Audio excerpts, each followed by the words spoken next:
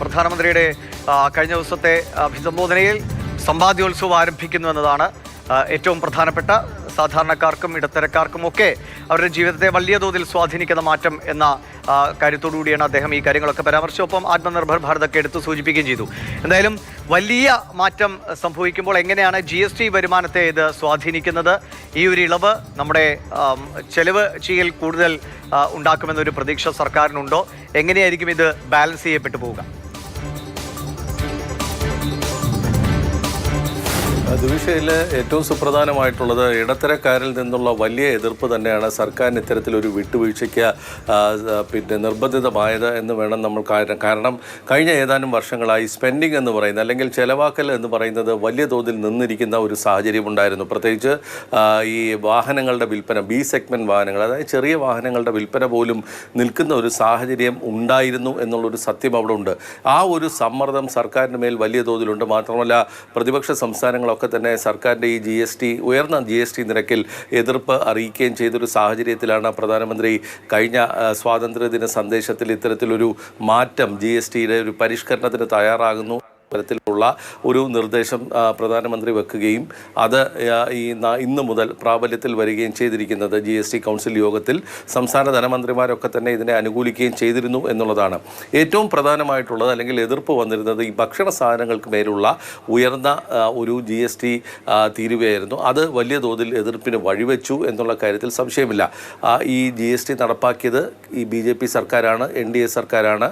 അതേ 8 കൊല്ലത്തിന് ശേഷം അവർ മാറ്റം വരുത്തി എന്നുള്ളതാണ് ഇതിലുള്ളത്. അപ്പോൾ പ്രതിപക്ഷത്തിൻ്റെ ഏറ്റവും വലിയ പരാതിയും അതാണ്. കഴിഞ്ഞ 8 കൊല്ലത്തിനുള്ളിൽ നിങ്ങൾ 55 ലക്ഷം കോടി രൂപയുടെ വരുമാനം ഉണ്ടാക്കിയെടുത്ത് നിങ്ങൾ 2.5 ലക്ഷം കോടി രൂപയുടെ ഇളവുകൾ മാത്രമാണ് നിങ്ങളിപ്പോൾ കൊടുക്കുന്നത് എന്നുള്ളതാണ്. പക്ഷേ സർക്കാരിനെ സംബന്ധിച്ചിടത്തോളം വലിയൊരു തെരഞ്ഞെടുപ്പിലേക്ക് നീങ്ങുന്ന ഒരു സാഹചര്യത്തിൽ ഈ മാറ്റങ്ങൾ BJPക്ക് ഗുണം ചെയ്യും എന്നുള്ളൊരു വിലയിരുത്തലാണ് രാഷ്ട്രീയമായി BJP ഇപ്പോൾ അല്ലെങ്കിൽ NDA ഇപ്പോൾ കരുതുന്നത്. പ്രത്യേകിച്ച് ബീഹാർ, അത് കഴിഞ്ഞ് വരുന്ന അടുത്ത കൊല്ലം വരുന്ന കേരളം അടക്കമുള്ള സംസ്ഥാനങ്ങളിലെ തെരഞ്ഞെടുപ്പിലൊക്കെ തന്നെ ഈ ഒരു മാറ്റം, ഈ ഒരു പരിഷ്കരണം ഗുണം ചെയ്യും എന്നുള്ളതാണ്. പ്രത്യേകിച്ച് ഭക്ഷണ സാധനങ്ങളുടെ വലിയ തോതിലുള്ള വിലക്കുറവ് അത് ഇപ്പോൾ തന്നെ വിപണിയിൽ പ്രതിഫലിച്ച് തുടങ്ങിയിട്ടുണ്ട് എന്നുള്ളതാണ് വിലയിരുത്തൽ. ഒരു പക്ഷേ ഈ സംസ്ഥാനങ്ങൾക്കുള്ള വരുമാനത്തിൽ വരുന്ന ഇടിവ് അവിടെ ഒരു ഭാഗത്ത് നിൽപ്പുണ്ട്. അതിപ്പോൾ സംസ്ഥാന ധനമന്ത്രി KN ബാലഗോപാൽ അടക്കമുള്ളവർ വളരെ ശക്തമായി തന്നെ അത് ഉന്നയിച്ചിരുന്നു. കഴിഞ്ഞ GST കൗൺസിൽ മീറ്റിങ്ങിലും 2 ദിവസത്തെ മീറ്റിംഗ് ആയിരുന്നു, അത് ഒരു ദിവസത്തേക്ക് വെട്ടിച്ചുരുക്കുകയായിരുന്നു. പക്ഷേ ആ മീറ്റിങ്ങിൽ ബാലഗോപാലും കർണാടകയിൽ നിന്നുള്ള മന്ത്രിയുമാണ് ഈ സംസ്ഥാനങ്ങളുടെ വരുമാനം സംബന്ധിച്ച ചർച്ചകൾ ഉന്നയിച്ചത്. പക്ഷേ കേന്ദ്ര ധനമന്ത്രി ആ വിഷയത്തിലേക്ക് കടന്നില്ല. മാത്രമല്ല അത് അജണ്ടയിലില്ലായിരുന്നു എന്ന് പറഞ്ഞുകൊണ്ട് അത് മാറ്റിവെക്കുകയായിരുന്നു. പക്ഷേ പിന്നീട് എപ്പോഴെങ്കിലും ഒരു ഘട്ടത്തിൽ സംസ്ഥാനങ്ങളുടെ വരുമാനക്കുറവ് ചർച്ച ചെയ്യേണ്ടി വരുന്ന ഒരു സാഹചര്യം. പക്ഷേ ഇന്നത്തെ സാഹചര്യത്തിൽ ഈ വിപണിയിൽ വന്നിട്ടുള്ള മാറ്റം വലിയ തോതിൽ തന്നെ രാഷ്ട്രീയമായി ഗുണം ചെയ്യുമെന്നുള്ളൊരു വിലയിരുത്തലുണ്ട്. പക്ഷേ അത് ഈ പറയുന്ന നിരക്ക് കുറച്ചു എന്നുള്ളതല്ല, സാധാരണക്കാരിലേക്ക് താഴെ തട്ടിലേക്ക് ഇത് എത്തുന്നു എന്ന് ഉറപ്പുവരുത്തുക എന്നുള്ളൊരു വലിയ കടമ കൂടിയുണ്ട്.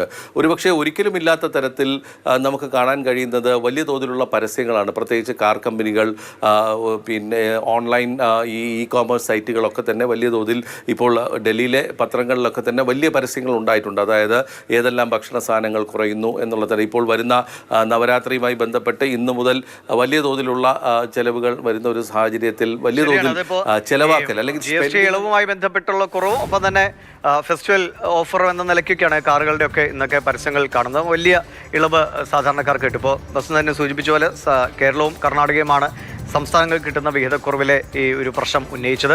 ഇപ്പോൾ 2 ഭാഗമുണ്ട്. ജനങ്ങളെ സംബന്ധിച്ച് ഇതിൻ്റെ ഗുണം നമുക്ക് അനുഭവിക്കാൻ കഴിയും.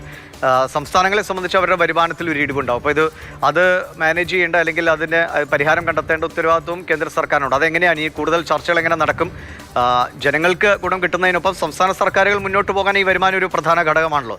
അതെങ്ങനെയായിരിക്കും ഭാവിയിൽ അത് പരിഹരിക്കപ്പെടുക?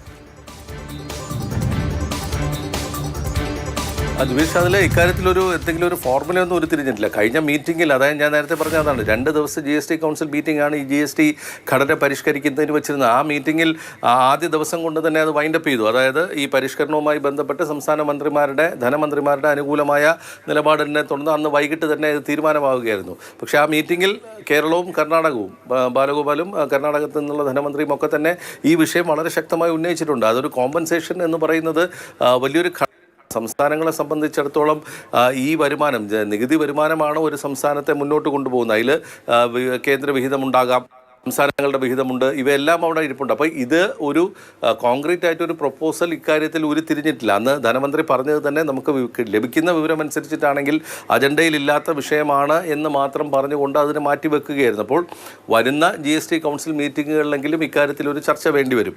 ഇപ്പോൾ ഈ നിരക്കുകൾ കുറയ്ക്കണം എന്നുള്ളൊരു ആവശ്യം പ്രതിപക്ഷ സർക്കാരുകൾ ഉന്നയിച്ചതാണ്. മമതാ ബാനർജി, പശ്ചിമ ബംഗാൾ മുഖ്യമന്ത്രി മമതാ ബാനർജിയും ഒരു ഘട്ടത്തിൽ ഈ ഉയർന്ന GST നിരക്കുകൾക്കെതിരെ രംഗത്ത് വന്നിരുന്നു എന്നുള്ളത് സത്യമാണ്.